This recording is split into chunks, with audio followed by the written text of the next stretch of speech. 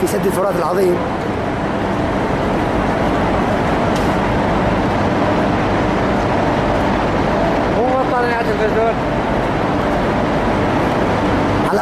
على ايدي ابطال. الله اكبر ولا اله الا الله. حياتك. الله اكبر.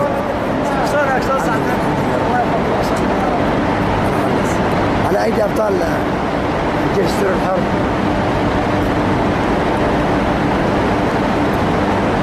وهذه العمال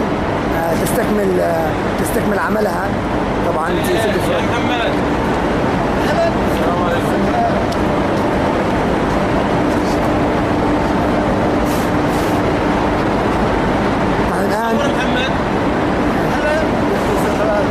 طبعا احنا بالسد، انتم عمال بالسد، شلون الوضع؟ شلون العمل داير شغال نظامي على راس عمل؟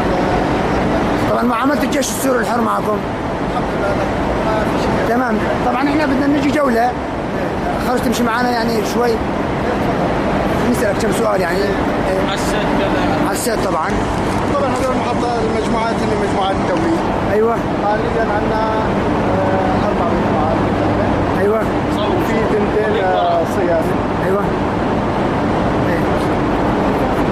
و2 باقيات طبعا وضع الاحتياط في حال اي نقص التوليد يدخلوا بالخدمة. ان شاء الله ان شاء الله ان شاء الله ان شاء الله ان شاء الله. طبعا العمل هون شو العمل؟ هون كل ادارات تحرير ما تحرير. ايوه لوحات هدول خزن. ايوه نحن طبعا بالمناسك التحتانية ولد شغلات يعني كلها عبارة عن دارات.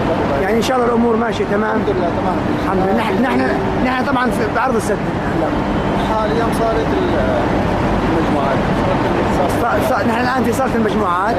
ايوه في قاع السد الفرات في مدينه الطبقه بتاريخ 11/2/2013 طبعا خاص بقناه الجزيره مباشر. ونتمنى عرض السد كاملا يعني. الحمد لله ما في شيء اي تخريب او اي شيء. الحمد لله رب العالمين.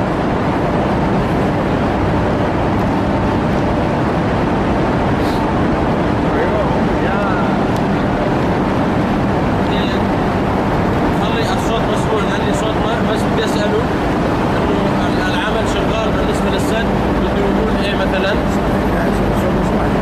ها؟ لا مو صوت ضجه؟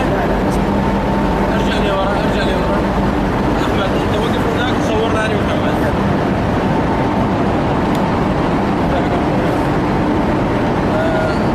موظف بسد الفرات محمد، هل تعرض السد لعمليات تخريب او سرقه من الجيش الحر؟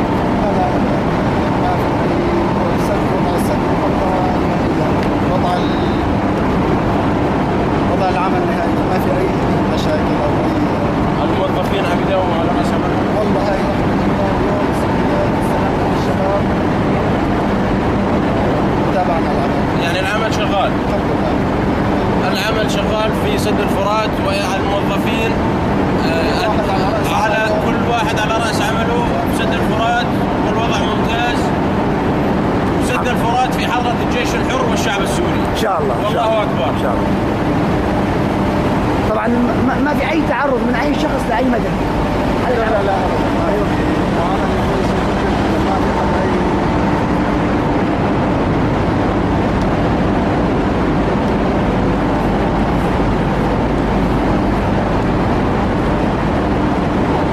طبعا هون ابطال الشباب الجيش السوري الحر قائمين على العمل.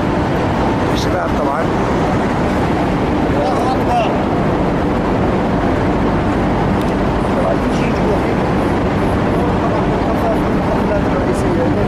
محاولات ترفع التوتر المولد ترفع التوتر ل 220 كيلو. طبعا نتابع الجولة الآن نحن في قاع السد.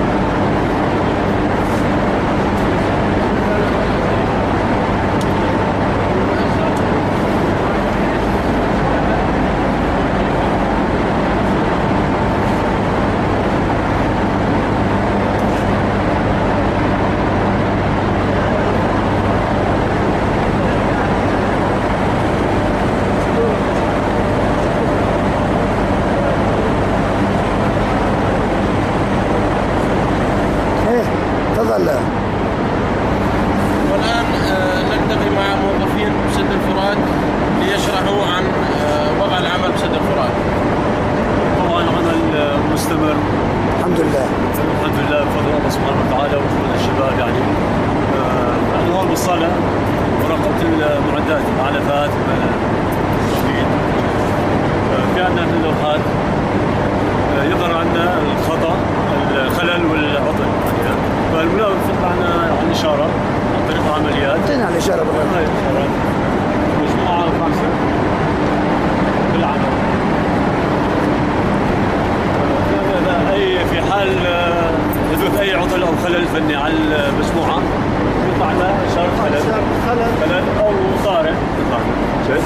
فالخلل نحن مباشرة نجي على الفيلد بلوكسات جوا، نشوف الإنسان معنا زال ما زال، نسجل فيه ملاحظة في جماعة الصيانة يتلاقوا الخلل. الحمد لله العمل مستمر. تمام الحمد لله. شو يعني ان شاء الله ما حد اساء لكم التعامل. الحمد لله كلها رياحة وطمأنينة ما صار تقريبا مشاكل. لا ابدا ابدا. بالعكس يعني الشباب يعني حتى راحة عالية. الله اكبر. الحمد لله رب العالمين. نروح.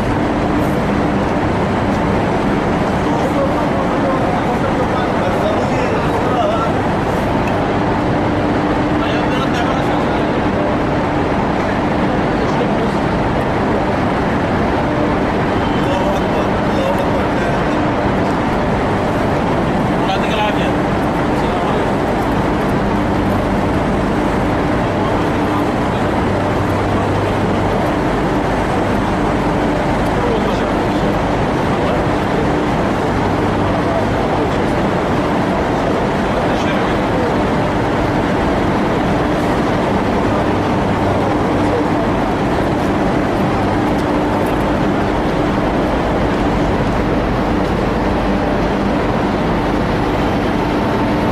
طبعا نحن في سد الفرات العظيم.